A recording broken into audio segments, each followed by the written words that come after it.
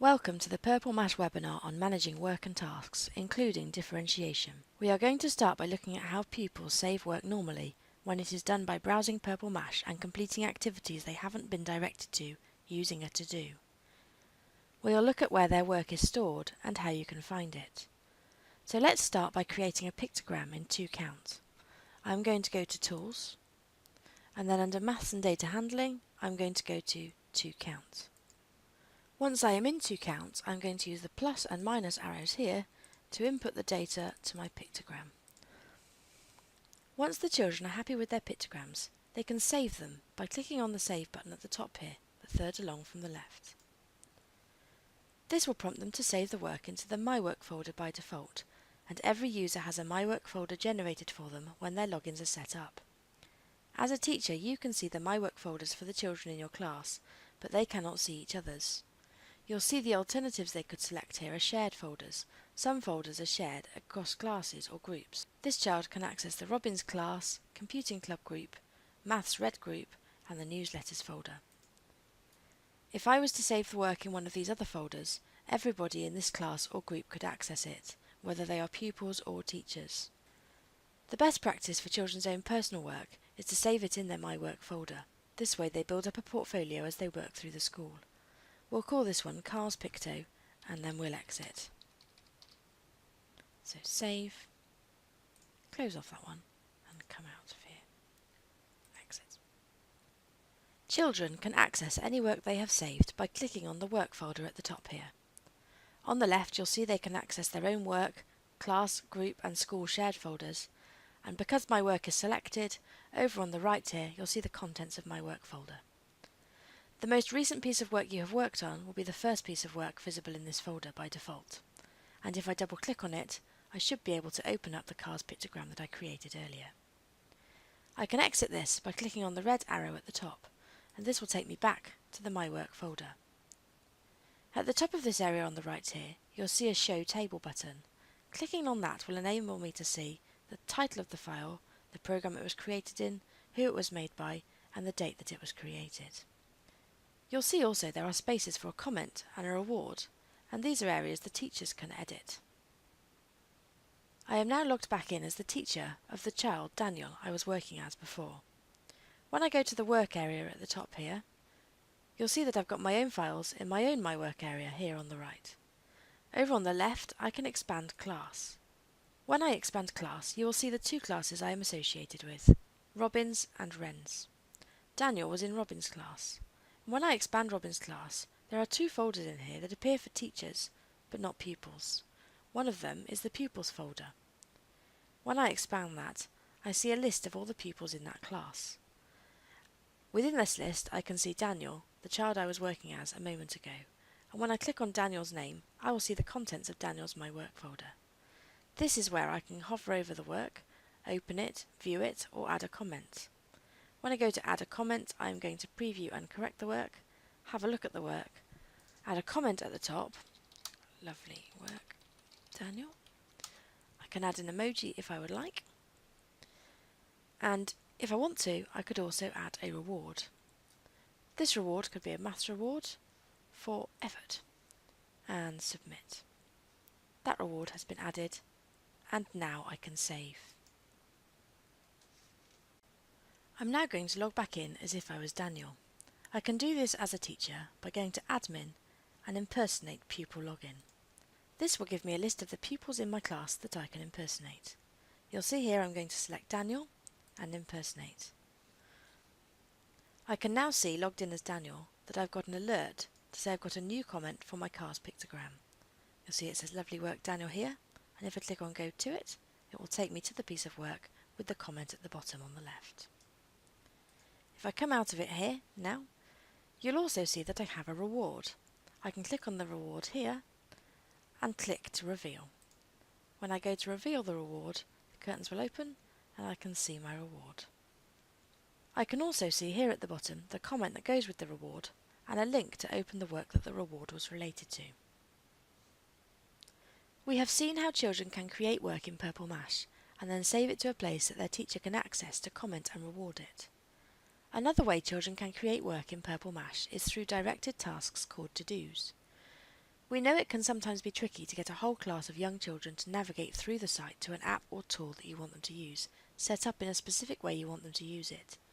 So you may have noticed that when you click on a tool or app, you get a little dialog box that asks you if you want to launch the app or set a to-do. We'll have a look at this now by going to Tools, scrolling down to Code under Coding, and choosing the Fun with Fish activity for the children to do. Here's the dialog box, and here's the option to launch the app or set a to-do. I'm going to, in this case, set that as a to-do. Now here I've got the option to edit the title if I want to, and edit the description if I want to. I also have a record button to record audio instructions, or success criteria, or any other information I wish to record to go alongside the description for the children. Under this I have the option to set a date or a hand-in date. If I click on this, I can select a date that I want that task to appear for the pupils. This can be useful if you're planning today, for example to do this activity next Wednesday. If you don't want the children to see the activity in their list or know they're going to do it before that date, then you could select next Wednesday's date as the date that will appear in their list. Today I'm going to leave that completely blank as I want to access it straight away. Once I have done this, I am going to select Next. This will allow me to select the class, group, or pupils that I want to undertake that task. I'm going to set Fun with Fish for the whole of Robin's class. If I just close classes for a moment, you'll see I could also set that for specific children or a specific group.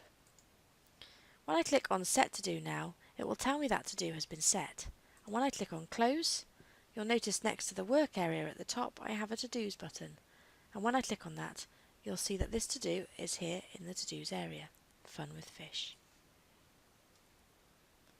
What I am going to do now is impersonate a child in that class to see what the to do would look like from their perspective. If I go to Admin again and use Impersonate Pupil, this time I'm going to impersonate Angela. Impersonate. Now, Angela has got an alert here to say she's got a new to do, Fun with Fish, and she can click on Go To go straight to that to do. Alternatively, she can be directed to her to-dos area, where she can see the list of tasks for her class there. If I click on Start here, she'll be taken straight to the Fun with Fish task.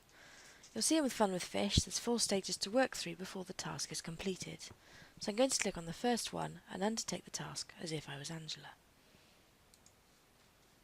In Code we can toggle on the top right here to move between the design and the code. Here we can see we've got a tuna fish under the sea, and we've been challenged to make this tuna fish move to the right. When I click play at the top, I can test the code I've entered. At the moment nothing's happening because I've put no code in. If I go back to the code screen then, I can drag the tuna fish code piece over into my code area here, and I can select right to make the tuna fish move to the right. Once I have successfully completed a challenge, I can move on to the next one. The next challenge here is to make the crab move to the left, and if I click on design, I can see a crab has been added into our design. So over on the left here, I'm going to drag the crab code piece over and make the crab move to the left. And I'm going to click play. Tuna to the right, crab to the left, and I can go on to my next challenge.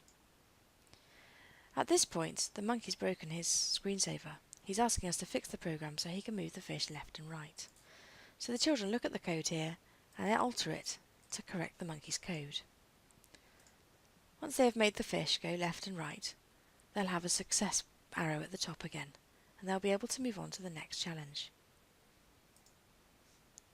At this point, they'll have learnt the skill, in this case to move the fish left and right, and they'll have been given a score.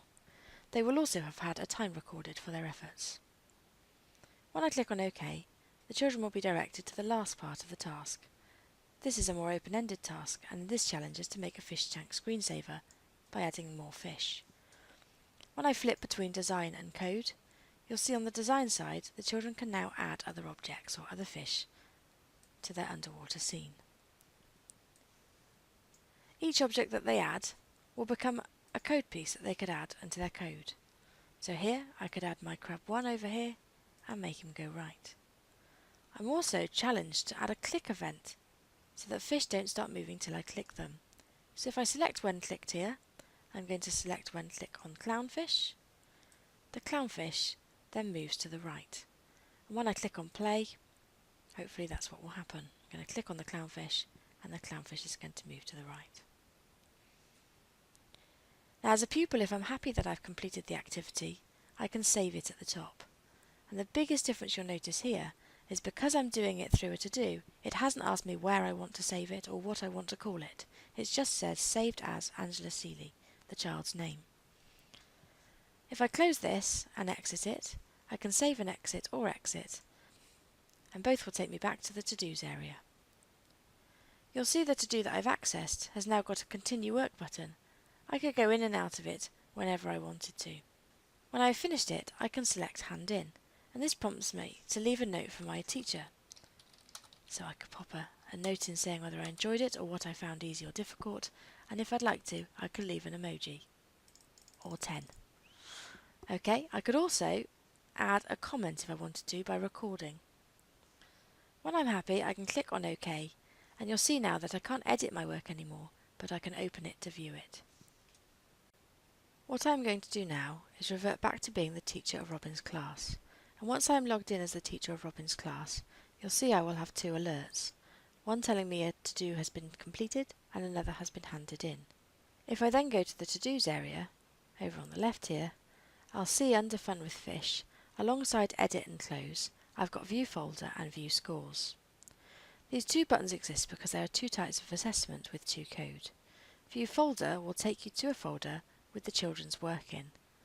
This, when I preview it to add a comment, will show me the pupil's comment, and when I click on play, the last stage of their work. So hopefully when I click on that clownfish will move.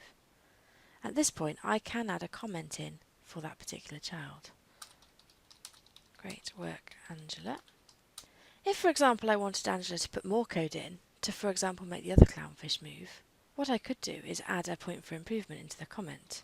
Please can you add code to make the other clownfish move? Okay. Now because Angela has handed the to-do in, she can't edit it anymore. So what I need to do is click on the redo button to reset that task. That doesn't mean she'll redo the work that she's done, it means she'll give them the opportunity to carry on from where she finished last. If I go back up to my to-dos area here, you'll notice the second button for assessment was View Scores. Clicking on this button will download you an Excel file which will show you which children have taken part in the activity, what they scored in terms of stars, and the time they took to do it. The results are colour-coded depending on the children's attainment, so you've got a clear overview of the assessment. If I now go back up to Admin and impersonate being Angela, impersonate, she has now got an alert to say she's got a new comment for the Fun with Fish to do. If I come out of the comments and go to to-dos here, you can see that her comment and your comment are recorded within the to-do.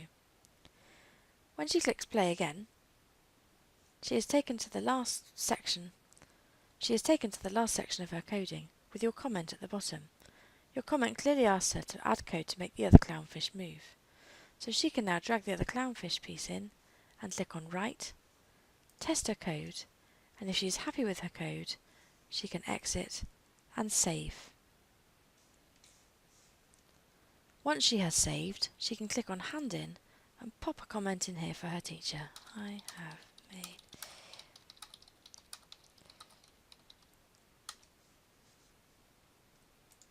Okay. Any dialogue you have with the children over a to-do will appear like this in their to-dos list. So if you were to reset that to-do again with another comment, your next comment would appear here and the child could then act on that and then send you another comment. I'm going to click at the top here to go back to being the teacher of the class. Now if I go back to the to-dos area here, you'll notice this View Folder button takes you to a folder with all the children's work in. It's good practice once you've finished a to-do to remove the to-do from this list here so the children don't have to scroll through too many, but you'll naturally want to keep the work and maybe even access the scores again afterwards. That View Folder button takes you to the work area at the top here. It's a hyperlink to the class area, and under Robin's, that second folder that I mentioned earlier that you can see that the pupils can't see is the to-dos folder. And within this, every to-do you set has got a folder here with the date you set it for and the title of the to-do. And within that, any work related to their to-dos, and any comments you or they have made can be seen when you hover over them. You'll see here there's a number of to-dos in this list. I can go back to, for example, science fiction story and have a look at that if I wanted to revisit any of the work. Within this area here, it's sometimes helpful to be able to print the work, and if you multiple select the work from here and hit print, you can include the comments and file details and hit print, and that will generate you a PDF. Once the PDF is generated, you'll see the children's names and dates that it was created at the top, as well as any comments that you've put underneath. If I come back to Purple Mash then, we want to talk about how you leave this here, but close the to-do from the to-dos list. Next to the to-do, you'll see a close button, and when that close button is clicked on, you'll choose a close action. The most popular one is the first one, copy to-do work files to the pupil folders. If I click on this one, what this will do is essentially virtually hand back the pupils back to the pupils' own folders. So if I go to the work area here, each piece of work from the to-dos area will be virtually handed back to the pupils' own My Work folders for them to keep. What it will do because you've selected copy, it will also leave that to-dos folder in the to-dos area, so you can access all the children's work in one folder whenever you need to. If I go back to the to-dos area and click on close again, the second option will move the work back to the pupil folders, but will get rid of your to-do folder. The third will leave the to-do folder, but return a copy of the child's work back to their own folders. And the fourth option will delete the to-do work files and folder altogether, and as this was a demonstration, I'm going to do that one. You may also do that if you'd set a task up, for example, as an extension, and the children didn't get to it. In the final part of this webinar, we're going to look at how to set differentiated tasks for different groups of children. We're going to look at that in the context of 2Go, a computing tool in Purple Mash. I'm going to go to the Tools section here and scroll down to Coding and select 2Go. Once I've selected 2Go, I'm going to launch the app. Once 2Go has loaded, I'm going to select a background and click on OK. Now at the simplest level of 2Go, you can move the bee around to the flowers by using the arrow buttons on the keypad on the right here. You can go back a step using this button, or back to the beginning using this button. The third button in this little series is a settings button, and this is really useful. You can use this to alter the keypad, for example to this one, which will make the program behave a bit more like the beebots. I click on the forward arrow here, I then click on number 1 to move the bee one step forward. One right turn, and then 2 steps forward will now move it to the blue flower. So if I return back to the beginning, I would like to apply these settings for the first group of children for my maths lesson. I'm going to do this now by clicking the World button at the top, which is the Share button in Purple Mash. This will prompt me to save the file, and we'll call this 2Go for the red group. Save.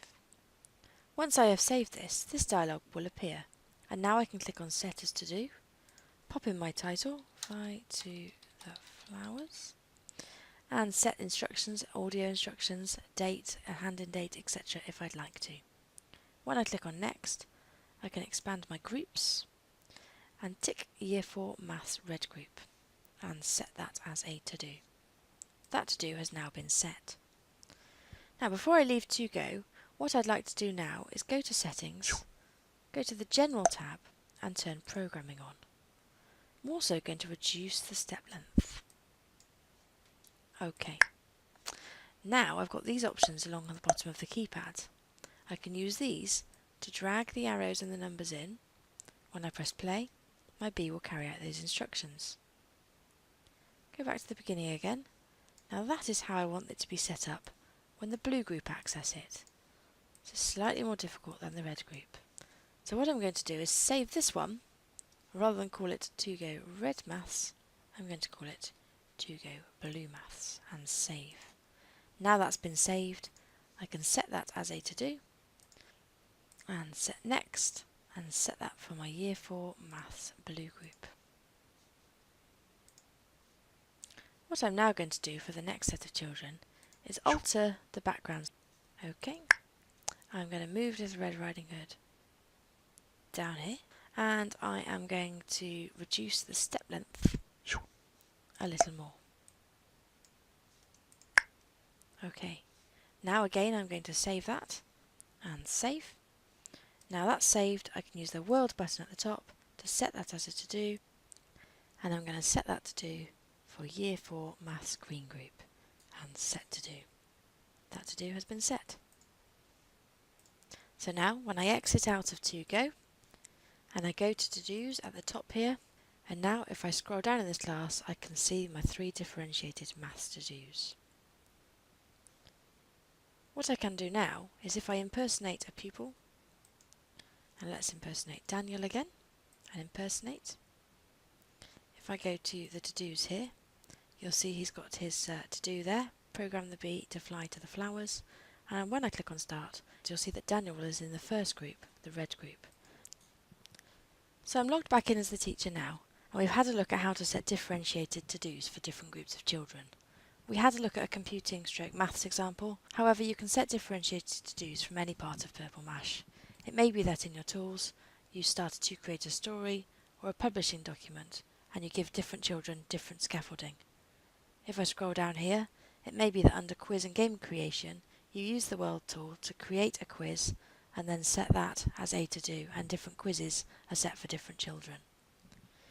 It is important to know how groups are set up in Purple Mash in order to be able to set to-dos for different groups, and that's really easily done using the Admin button at the top here. Under Admin, you go to Create and Manage Users, and you're accessing this area here. On the left, you'll see a list of useful things: pupils, staff, classes, and this one, groups.